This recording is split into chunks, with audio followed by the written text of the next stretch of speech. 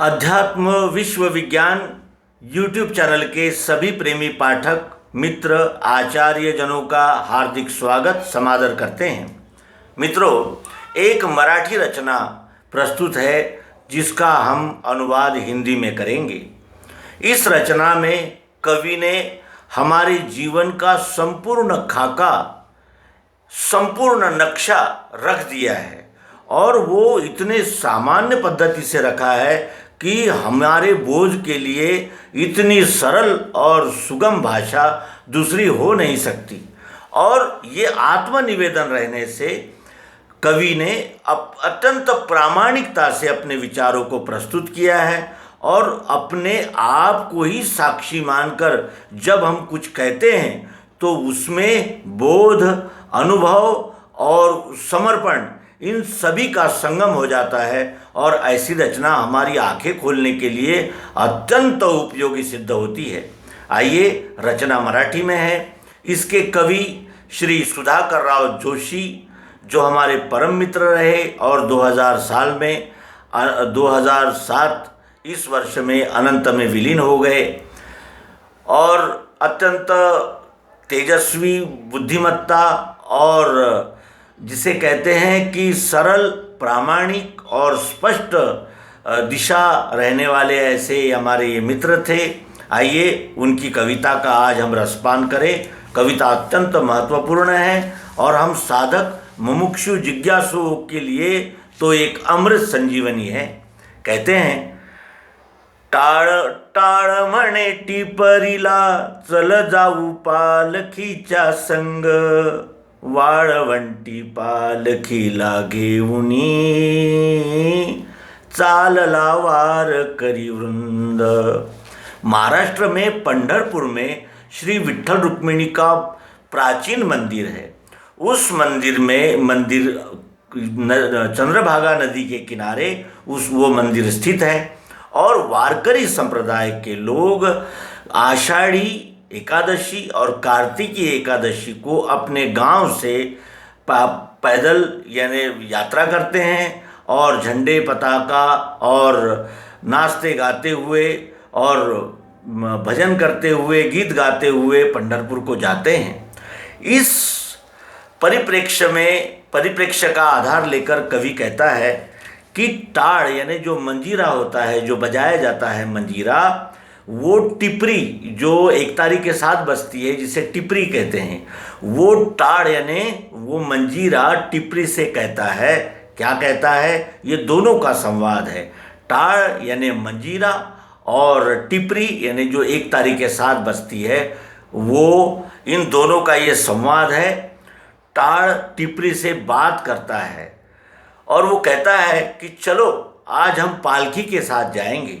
तो पालकी के ये द्वयार्थी शब्द यहाँ कवि ने रखा है। पालकी किसे कहते हैं? जिसमें हम अपने किसी प्रिय संत की या किसी विभूति की फोटो, कुछ प्रतिमा रखकर गांव को प्रदक्षिणा करते हैं, उसको पालकी कहते हैं। और दूसरी सामान्य पालकी क्या है? जो अंत यात्रा निकलती है उस समय भी एक प्रकार की पालकी ही निकाली जाती है और यहाँ कवि उस पालकी की ओर निर्देश करता है जो सभी के जीवन की एक अंतिम पालकी होती है। और टाड़ मने टिपरीला, टाड़ टिपरी से कह रहा है कि चल अब पालकी के साथ जाएंगे। और इसका भी परिप्रेक्ष्य हम देखें तो कुछ बाजा गाजा लगाकर उस अंत यात्रा को यानी प्रवास करते हैं, तो कुछ राम नाम कहते हुए कहते हैं, यानी कुछ न कुछ उसके साथ रिदम, कुछ न कुछ संगीत या कुछ न कुछ निवेदन होता ही रहता है जब वो अंत यात्रा जाती है। तो टाळ म्हणे टिपरीला, चल जाऊ पालखीच्या संग, वाळवंटी पालखीला घेऊनी, चालला वारकरी वृंद। चंद्रभागा के किनारे वो मंदिर रहने से उसे वाळवंट कहते हैं और उस वाळवंट पे ये सारी पालकियाँ जाती है और ये पालकियों को लेकर जाता है वारकरी वृंद, यानी वारकरी वृंद पालकी को लेकर चंद्रभागा नदी के किनारे जो वाळवंट है वहाँ ले जा रहे हैं। यहाँ उसका परिप्रेक्ष्य है कि ये सारे वारकरी वृंद यानी उस अंत यात्रा में शामिल सभी लोग इस पालकी को लेकर स्मशान जा रहे हैं। उसे वाळवंट का एक यानी उन्होंने रूपक दिया है। अब आगे है कि 9 महीने के बाद तू इस दुनिया में आया है, तो बहुत रोता हुआ तू इस दुनिया में आया है। और जब तू जन्म लिया है तब ये यहाँ के जो स्वार्थी जन थे, जो कहते थे कि ये मेरा सहारा बनेगा, ये मेरा आसरा बनेगा, ये मेरे कुल का नाम चलाएगा, ये हमारे जात वाला है, ये हमारे पंथ वाला है, संप्रदाय वाला है। कोई बेटा कह रहा था, कोई भाई कह रहा था। इस प्रकार तू 9 महीने के बाद जब यहाँ आया तो बहुत रोता हुआ आया, और तेरा जो पलना था वो सभी ने अपना अपना स्वार्थ अपने अपने हृदय में रखकर तेरे पालने को यानी तेरे झूले को झुलाया है। और कैसा? तो माया की डोरी रखी, मोह की डोरी रखी कि ये हमारे उपयोग में आएगा, ये हमारा है, और ये हमारा ये करेगा, वो करेगा, हमारा नाम रोशन करेगा, हमारे जाति का नाम रोशन करेगा, हमारा। इस प्रकार की माया रखकर उन्होंने इन स्वार्थी जनों ने तेरे पलने को झुलाया है। और तू जब बड़ा हुए ने दूध प्याला तू लो बाचे, और तूने जो माता का दूध पिया है, वो माता का दूध तो यानी ये जिसे कहते हैं कि ये भी एक रूपक में उन्होंने बताया कि तू लोभ का ही दूध पिया है, क्योंकि वहाँ से आहार पालन पोषण दूध मिल रहा था, और ये मिलेगा वो मिलेगा, इस प्रकार का जो लोभ था उसका तूने दूध पिया है। और वो लोभ का दूध पीने से तुझे इस दुनियादारी के गुण आ गए। इस दुनियादारी के गुण क्यों आए? क्योंकि तूने लोभ का दूध पिया है। और ऐसा करते हुए तू पिता को भूल गया जिसने तुझे जन्म दिया। तूने इन हाड़ मास के निमित्त बने हुए माता पिता को ही माता पिता माना। तू उस पिता को भूल गया जिसने तुझे जन्म दिया है, और रात दिन रोता रहता है, और इन्हीं लोभ का दूध पीता रहता है, और अपेक्षा भंगों को सहता रहता है, रात दिन रोता रहता है, और यही क्रम जीवन भर चलता रहता है। अब थोड़ा बड़ा हो गया तो तू सबका हो गया, किसी का भाई हो गया, किसी का बेटा हो गया, किसी का नौकर हो गया, किसी का मालिक हो गया, और अब तो सबका हो गया, लेकिन तू अहंकारी हो गया। तुझमें मैंपन आ गया, मैं ये हूँ, मैं वो हूँ, मैं वो हूँ, मैं वो हूँ। और इस तरह तू दुनियादारी की चाल रीति को सीखा तूने, और संसार में यानी इस परिवर्तनशील होने वाले इस संसार में तू रम गया, खो गया। फिर और इस तरह वो खोते खोते तू कहने लगा कि ये सब मेरा ही है, मेरा ही है, मेरे माता, मेरे पिता, मेरी संपत्ति, मेरे दोस्त, मेरी जात, मेरा संप्रदाय। इस प्रकार तू सबको अपना मेरा मेरा कहने लगा, जो कभी तेरे नहीं थे। जब हमारा जन्म होता है तो हम किस पंथ के होते हैं, किस संप्रदाय के होते हैं, किस विचारधारा के होते हैं, यानी जो तू कभी था ही नहीं, जो कभी तेरा था ही नहीं, उसको तू मेरा मेरा कहने लगता है। और इस तरह झाला पालकी ताकार, और ये सारा यानी मान सम्मान सुख दुख ये सब की पालकी बनाकर तू कहार बन गया है। इन उपाधियों को ढोने वाला एक कहार बन गया है तू, और अपना ये सब का भार अपने खांधे यानी कंधे पर वहन करता चलता है संपूर्ण जीवन भर। और इस तरह वो उपरोध करके पूछते हैं कि क्या बोझा ज़्यादा हो गया है, तेरा कंधा दर्द कर रहा है क्या, बोझा ज़्यादा हो गया है।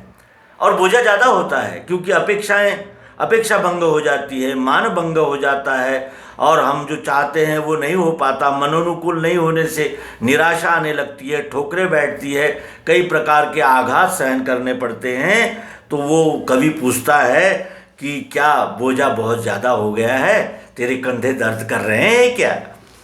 फिर आगे कहते हैं कि इस तरह वो कंधे पे ये सारी उपाधियों का बोझ ढोते ढोते दम यानी थक गया है और झुक गया है और कमज़ोर हो गया है सारे दुखों को भोगते हुए।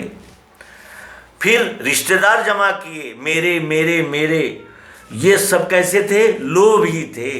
जब तक गन्ने में रस था ये चिपके रहे, अब तू थक गया है, झुक गया है और कमज़ोर हो गया है, तो अब क्या हो गया, वो सारे जो जमा किए थे आस पड़ोस के रिश्तेदार, नातेदार, दोस्त, यार, वो सब लोभी तूने जमा किए थे, वही सारे लोभी लोग बैठकर तेरे रस्सी टूटने का इंतज़ार कर रहे हैं। लेकिन तेरे अंतिम सांस लेने का इंतज़ार कर रहे हैं तेरे सामने बैठकर वही लोग जिन्हें तू मेरा मेरा कहता था, और उन लोभी और लबाड़ों में तू फंस कर अपने पिता को यानी परम पिता परमेश्वर विश्वरूप परमात्मा को भूल गया था, वही बैठकर तेरे मरने की राह देख रहे हैं और कोई तेरे संगत साथ में नहीं है। अब जो अंतिम पालकी निकल रही है ये केवल स्मशान तक तेरे साथ आएंगे, तेरा अंतिम साथीदार यहाँ कोई नहीं है, कोई तेरे साथ में नहीं है और केवल तेरे शरीर का ही भरोसा था, तेरे शरीर से ही यानी इनका संबंध था। अब शरीर ही नहीं रहा तो अब ये लोभी लबाड़ क्यों रहेंगे। इसलिए पालखीचे घेऊन आले उचलून दोन्ही दांड, और वो अर्थी को निकालने के लिए वो बांबू आदि सामग्री लेकर वो सब आए हैं तेरी पालखी उठाने के लिए।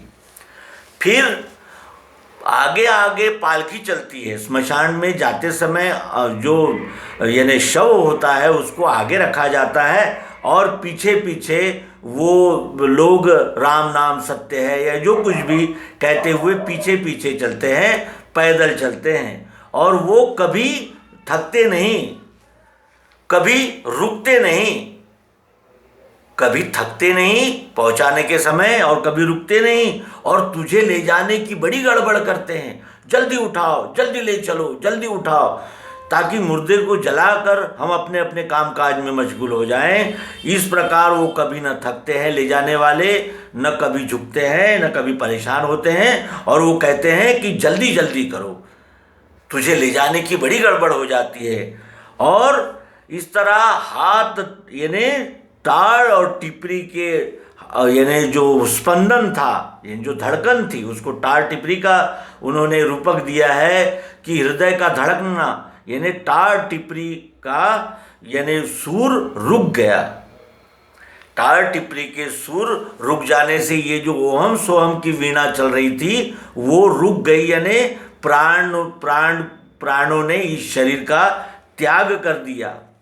और मागे नामाचा गजर पुढे मृदंगाचा शोर, आगे मृदंग का शोर यानी बाजा बज रहा है और पीछे मृदंग का शोर चल रहा है।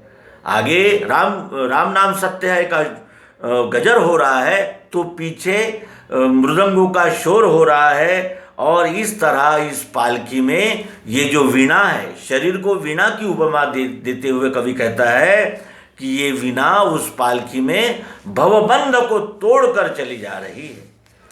भवबंध को तोड़कर वो पालकी आगे ही आगे बढ़ती जा रही है स्मशान की ओर।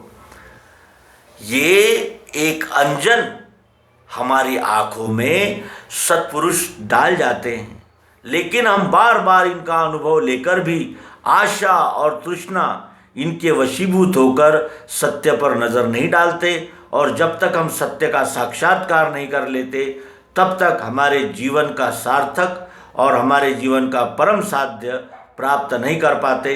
मित्रों, इस कवि की इस रचना को हमने अवलोकन किया और इससे यथामति बोध लेकर हम भी जागृत होंगे। इन शुभकामनाओं के साथ नर्मदे हर सद्गुरु भगवान की जय।